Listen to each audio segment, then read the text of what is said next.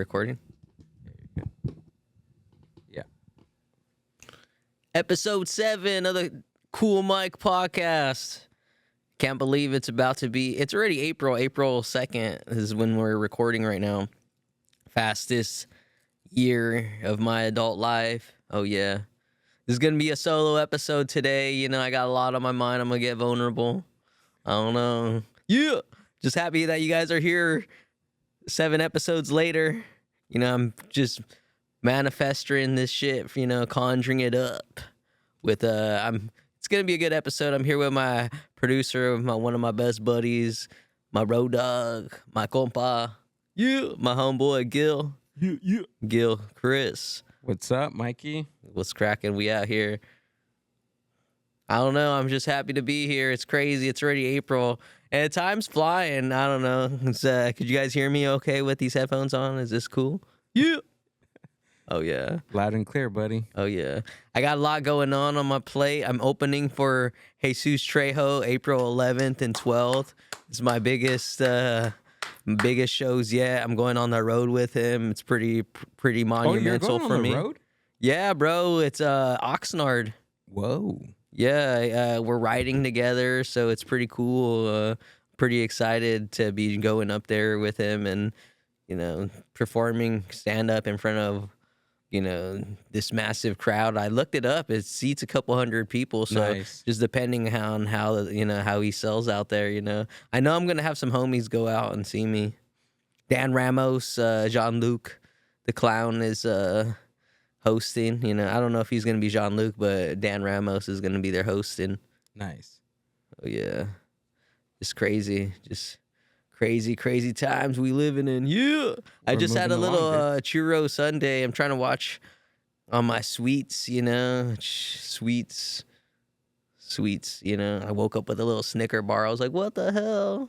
Where you woke up with a Snicker bar? What do I you woke mean? up with a half-eaten one in my pocket. I was like, oh shit, this is no bueno. That's how you know I got a problem and shit.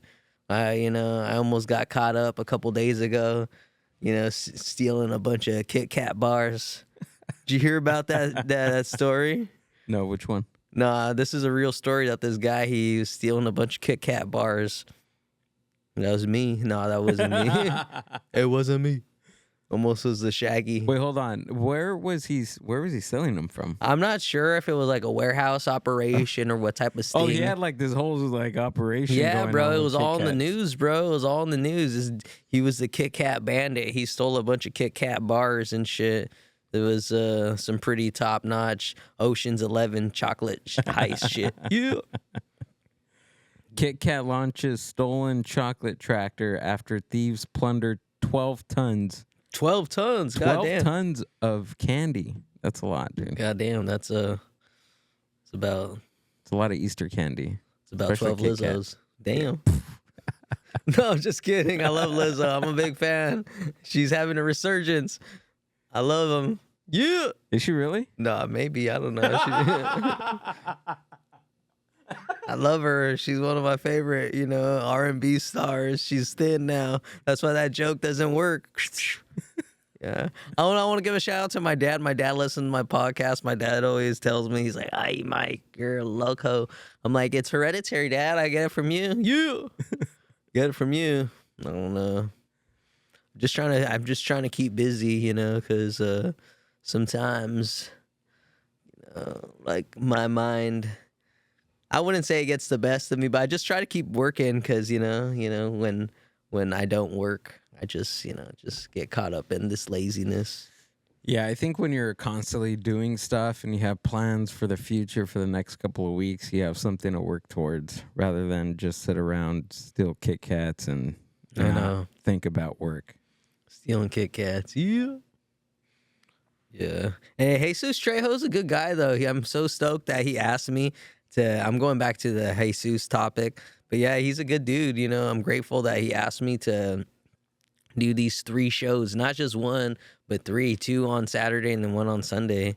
And I'm nervous, but I feel like I'm ready. And I know I'm ready because he wouldn't have asked me if he didn't feel like I was ready. And all this is coming off of the heels of my Melissa Villasenor show. Like, had a really cool Melissa Villasenor show that I was on last month, and me and Jesus, we linked up at the Comedy Store and we were hanging out, and I was telling him about my experience with Melissa, and that's what felt like kind of helped me get this gig too, was because I was like, all static about how much fun I had, and he was like, "Oh man," and then he hit me up a couple days later asking me if I wanted the gig, so it was cool. So when is the show again, Mike? April 11th and 12th, and then Nice. next week. That's Damn. next week already, dude. Yeah, bro. Time's fucking zooming by. Yeah. Shh. Oh dang! I can't believe it. You're gonna do good, man. Oh yeah. And then it's about to be the Red Room Comedy's 2-year anniversary, bro. We've been doing 2 this years shit. already? Yeah, bro. Dude, I remember the first show, and I remember the first open mic that you guys did at that Peruvian restaurant in Yeah. Santa Fe Springs. Or it was Santa Fe Springs, Yeah, right? Santa Fe Yeah. Springs. It was at the Peruvian restaurant. Shout out to Marvel. Yeah, that was cracking, bro. Now it's like, it's been growing.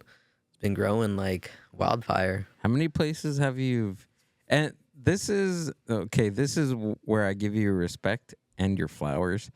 No matter what happens, like throughout the location, you still kept on going with the show. It wasn't like you lost a spot and you're like, okay, I'm done. I'm gonna stop producing the show.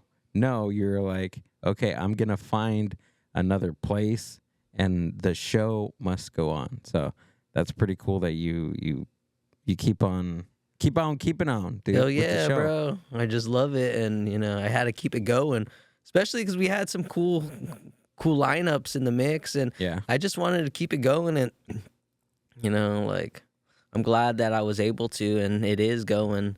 We have multiple venues that I'm working at right now. So where are you at right now? I have I have Corazon and Fullerton I'm Mhm. working with, and then I have Honey River I'm working with in Anaheim, and then we're about to do our first show at Noble L's in Anaheim. It's gonna be like a launch for Noble L's and Honey River. They're doing like a collab on this new beer, and then Honey River's having me produce the show there because Noble L's is mostly just free events. So this one we're like turning it up a notch, and we're gonna be like selling tickets, but it's gonna be like a super banger lineup, so it's gonna be worth it for like the tickets. So it's gonna be really cool. So yeah, I have like 3 spots right now that I'm working with. 2 that are like for sure, but this Noble Ales is just like, Kind of like a one-off show. yeah, that it's you're just like the doing. one-off, for the launch of Downer the Fool. That's what it's called, Downer the Fool. Oh, so so are they gonna sell that at both locations? Yeah.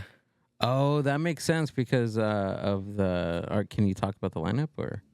Yeah. Well, that makes sense because doesn't George Perez like he is that his beer? No, or no, does no, he that's promote it? no, that's not George's. Oh no, it's is it Food's Gone Wild? Is it their beer or no? This is like a whole brand new, Oh, it is. Yeah. Oh, okay, never mind. Yeah, I'm it's mistaken like with similar to something else. Fool's Gone Wild because it's Okay. like in the Fool, but they're just calling this thing called Downer the Fool. It's like Oh, a whole okay. new. It's like a new brew line. I don't That's know, cool. the logistics of it, but I'm just thankful to be in the mix. But yeah, George Perez is on the lineup. He's headlining it. Saul Trujillo is on it too. It's gonna be a good one. I'm gonna have some drop-ins. It's gonna be killer. It's always gonna be fun. Yeah. Oh yeah. It's crazy. I just want to say how like surreal stand-up is like not made my life, but a couple weeks ago I was hanging out with one of my homegirls. I don't know. It was cool because like we were hanging out. It wasn't just me, but there was like a group of us, and it just felt like I was kicking it with my homie Dev. She sings that song like a G6, and it was just like, dang, it felt like Mike from 2010 would not believe this is happening. We're all just kicking it and just like talking about life. And she was asking me about the podcast, and like she's just like the homie. I don't know. I'm just happy that, like I continued and, didn't give up, because like I know like I could have, but I'm glad I didn't because of the show, that's how I was able to like, you know, I don't know. I'm just grateful that like I had like the tenacity or what. I don't know if that's the word I'm looking for, but just I didn't give up, Like I love this stand up shit and I just want to keep putting people on as much as I can. I could put I don't know, I just, grateful for the people that have come along and grown part of my alliance like you, Gil, and Danny Nixon. I fucking love Danny and so it's just I'm grateful that I've had my boys help me out because this isn't just been me, it's been like through the help of other people who've seen the potential, like Marvel, the first, the first venue, and then, with the second venue too at Mezza Calzones. the calzone spot. They seen Oh, dude, it was so potential good. in us too. I kind of miss those calzones. Not Yeah, the calzones were bomb, huh? to be honest, I miss those calzones. Yeah, the calzones were good, bro. That was a cool spot. And then we were there like for 3 months during like 3 hot ass months, and it worked out because they had like cool ass AC. Yeah. And that's the one thing we would promote, like, come hit up the, The AC. AC. Yeah, come chill in the AC. It feels crisp up in here. That got some people to come through. Oh yeah. Yeah, the show's gonna continue because we got a lot of like, big stuff on the rise, and it's just, like sometimes I wish I could clone myself because it's just me, like Yeah, dude, it's a lot. it's a lot, It's it's a a lot lot, to and I can produce. only do so much. But I'm Yeah. probably gonna put a, open call for some. Put an open call to help produce you. Because Yeah, I think it would be cool. I'm trying to look for some cool. look, dude, imagine what you're doing now, and then if you had a team behind you, how much more you can do, and how much more badass you can make. That's what your I'm trying to shows. do, bro. If that's why I'm only one dude. So it's like I want to put, I want some legit people who'd be down to help me because I have, spots. I give me budgets. So it's like let's just fucking do this shit. Like, I'm a one man. Like Gil said, like I'm trying to be more. I'm trying to grow my wings. Grow your empire. Yeah. Your Danny wings. said I was a little kingpin. I don't know. I'm a little. I'm a little dude. We gotta get you a suit, Hell yeah. You like little a little Matt suit, Murdock. like the penguin or something. I I'm don't like a know. little Oswald Cobblepot. Yeah. A little penguin. Little chupacabra. Oh yeah. Yeah. I don't know, but yeah, we got some exciting stuff. I got some exciting stuff in the works. Just grateful that I'm able to do this comedy stuff, and grateful that like I have the connections that I have and stuff, because it's cool. It's cool, man. It's cool. So how is it running a podcast, dude? Aside from stand up, so you're doing your shows, you're doing stand up, you're producing, now you have a podcast, dude. So how you feeling about that, and what feedback have you been getting for the podcast? I don't think I've asked you. I love having the podcast. It's cool because everyone that I brought on so far to talk to, like I've genuinely cared about, and like they're my homies, and I love, and like I feel like we vibed, like with Nicole, with Chad, with Boo, Lulu, Jessica, Dayron. They've all been people that I genuinely fuck with, and like I'm a fan of. So it's cool to be able to chop it up and pick these people's brains that I care about. But you know what I'd like to do too? I'd like to bring on people that I don't really know. That's what my homie told me. He's like, bro, you're bringing on people that you know. He's like, you should bring on people that you don't know. I was like, that'd be cool. All right.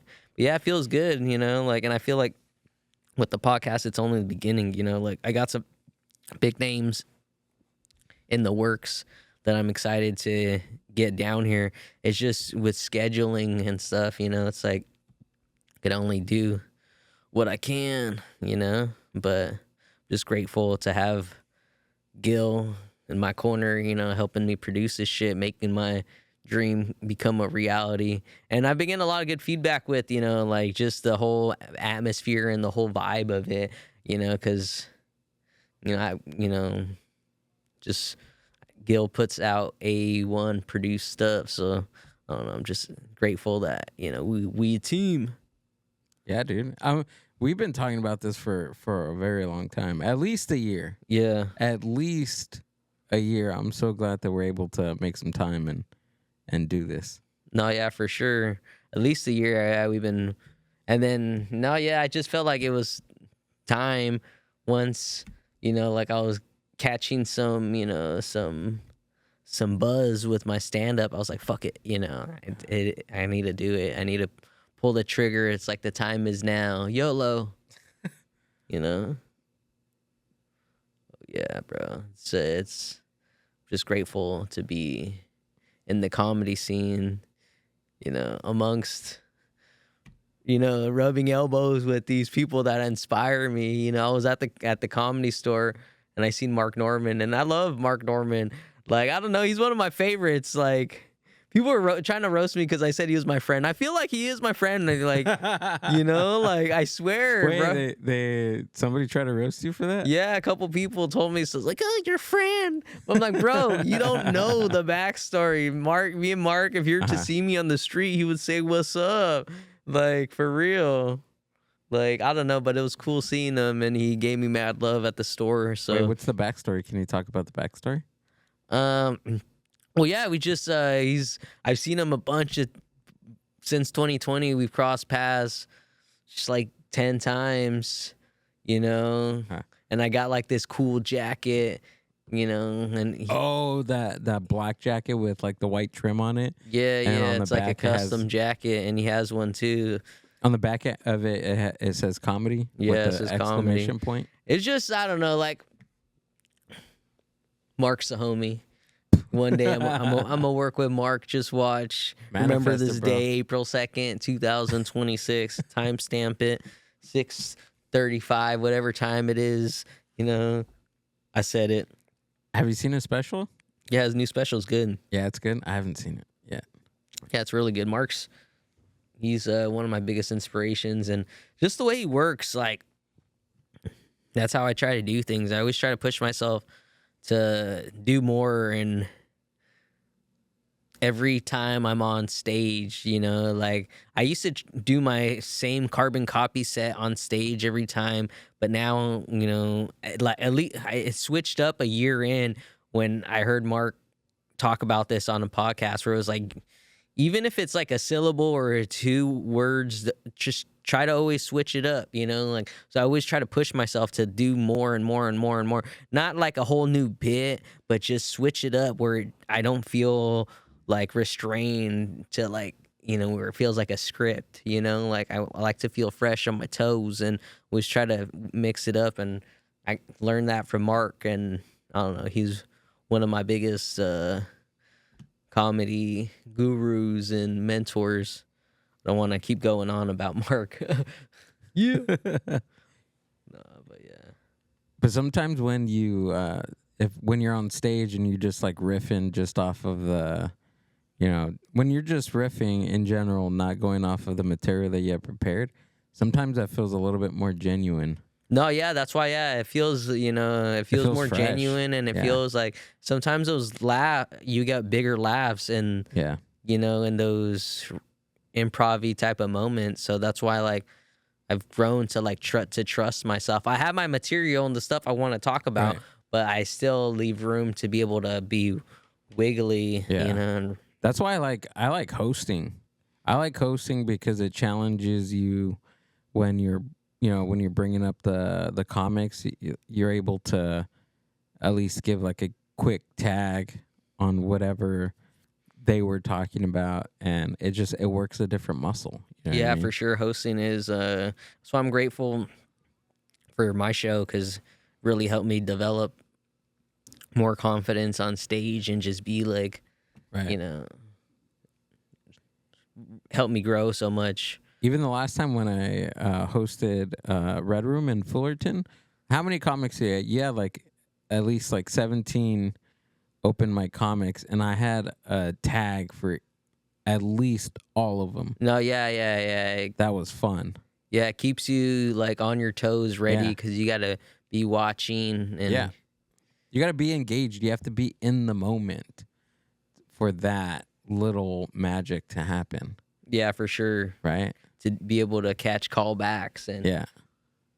you know, that's what's cool about hosting. Yep. Oh yeah. Yeah, I'm just happy to be here. I'm just, happy. When did you start saying that? I don't know. That became one of my.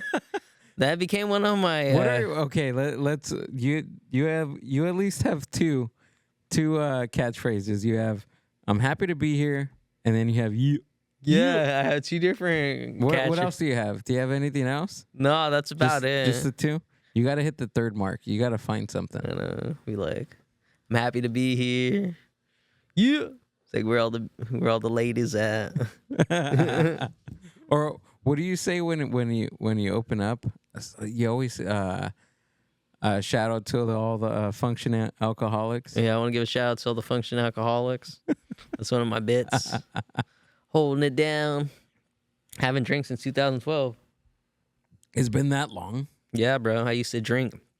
It was crazy though. Recently, I had a kind of a scare a couple weeks ago. Uh-oh. It was at the Irene True show that I produced. Nikki Paris, the first show at Honey River. The homegirl, she put her seltzer right next to my drink. I accidentally drank some. What? But yeah, I don't consider it my fault because it was in the heat of the moment. I was producing, the whole show was going on. Yeah, and then immediately, bro, as soon as I drank, I caught it, bro. I made myself go to the bathroom and I started throwing up. Oh my God! All that? Like that, bro. I started vomiting. Oh my God! Yeah, it was crazy.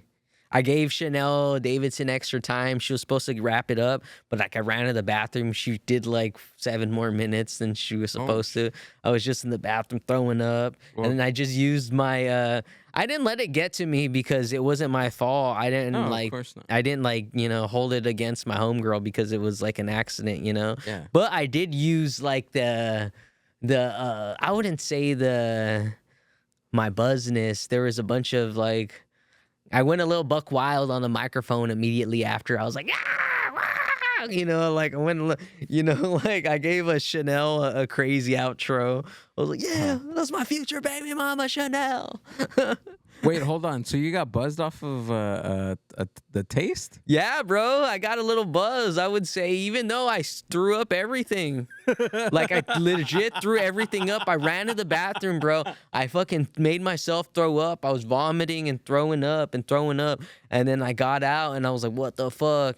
And I felt like it was in my blood system, bro. Damn. But I don't consider it like at my fault because no, yeah, and I still, it's.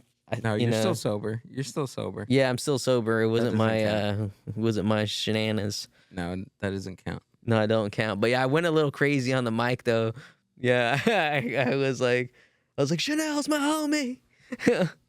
Shout out to Chanel Davidson. She's like my comedy sister. She's one of my good comedy comrades. She's hosting my show a bunch.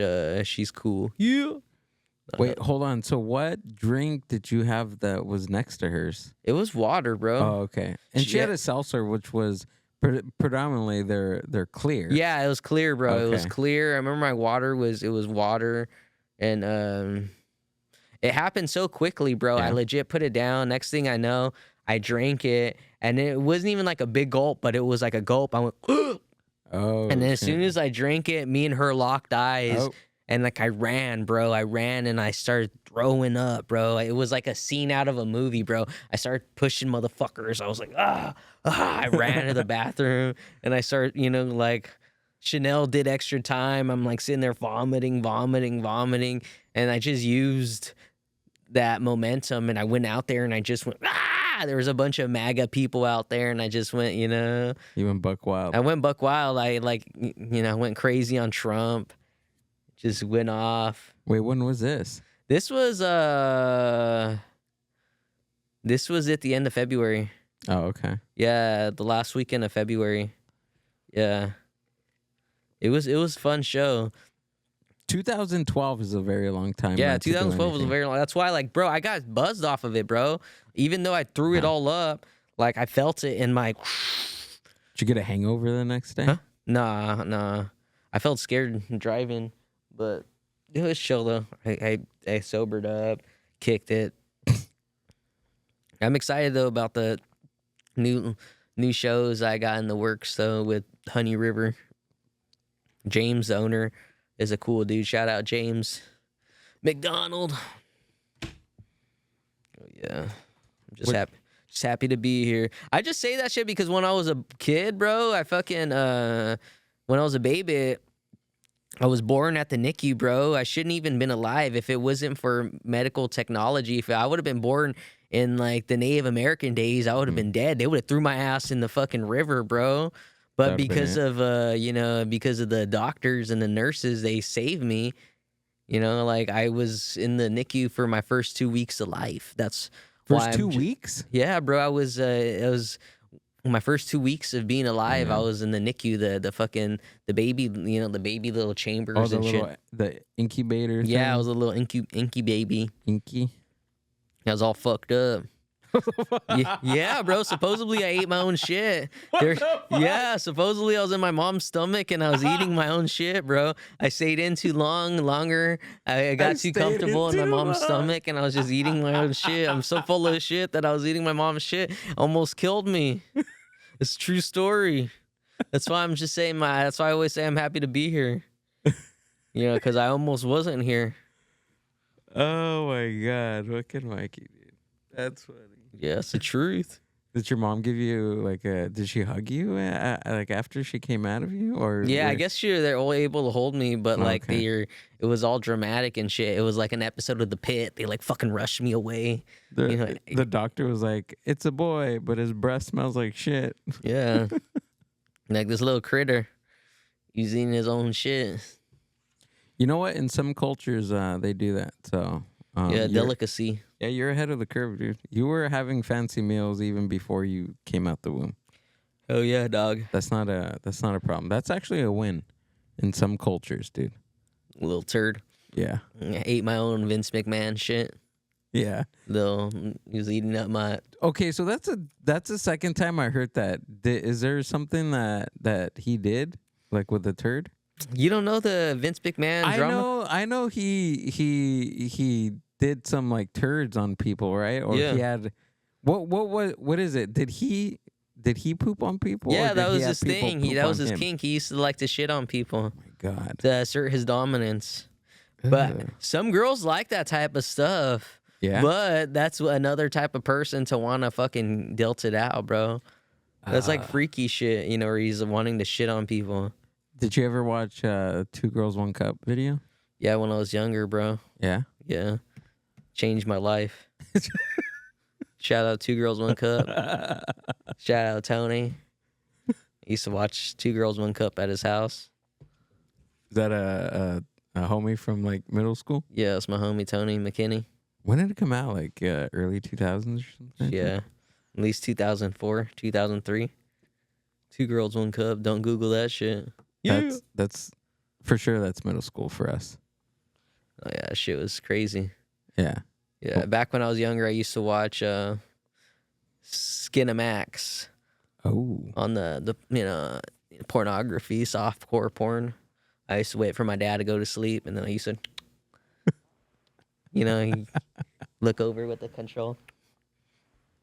I don't know. I was a little perv. Did you wait? Hold on. Did you watch Did you wait for the spicy parts, or did you kind of just fast forward it? I would watch it. Wait, on Skinamax, are you able to fast forward? I don't remember. Actually, I never had cable. I'm lying. I don't know. Honestly, yeah. With my version of Skinamax was the Girls Gone Wild infomercials. I never got to watch that. I don't have cable. Yeah, it was pretty. This was at the start of TiVo, so we could record. And then my TiVo was crazy because you could change the names once you record it. So I was a little metalhead kid, and my family, they wouldn't look up, and they wouldn't watch my Uranium Headbangers Ball videos, but secretly it was Erotic Time Machine Part 2. So you recorded the porn videos and then renamed them. Yeah. Refiled them as Refiled something. them to Headbangers Yeah. Ball, Trivium, In Flames, Take This Life. Luckily, my dad would never watch that shit. It's the devil, Mikey. I'm sorry, familia. Yo estoy un cochino. That's the devil. Diablo. El Diablo. Yeah, I'm just happy to be here, bro. Yeah, bro, I'm just happy to be in the mix of this comedy scene because I feel blessed. 'Cause I've only been doing this shit for like 3 years now, you know? Just, it's about to be 2 years. My producing anniversary, 2-year anniversary of my show, you know? We've known each other 2 years. Grateful. I remember the first time I seen you at the Continental Room. Yeah, bro, that was crazy. That was Yeah. when you seen me in the Continental Room. That was the first time I did stand up since like my grandma's passing. So I was all like coming off of I was mourning, you know. Like I remember I had went just to support. I wasn't even on the bill or anything, you know. Like I went just to go support Rick. You know, I went just to go kick it, and I pulled up and shout out to fucking the homie, what's his name? Fucking Gage Johnson. He put me on. I walked in. He's like, "You want to go on, man?" I was like, "Oh shit!" I wasn't expecting to, you know. I just went just because I remember Simon Phillips was on it. Yeah, Simon. I remember Simon on there. Rick. Stephanie you- Mateo. You know who's been blowing up is Stephanie. Oh yeah. Torta Barbie. Mm-hmm. Have been watching her. Yeah. Yeah, she's been blowing up, bro. Shout out to Stephanie. Yeah. I'm gonna get her on the podcast soon too. She's the homie. Her and Drew Martinez. They do those Yeah, videos. Drew's cool. I fuck with Drew. Yeah. Yeah. Should get him on, dude. No, yeah, for sure. Definitely Stephanie. Stephanie's the homegirl. I just seen her recently. We were smoking. It was funny. We were at a show and she like rolled a blunt inside this chicken shop. Like we were, you know, it was this chicken place and she's just rolling it up in there. I was like, damn, Stephanie, you fucking crazy. Yeah.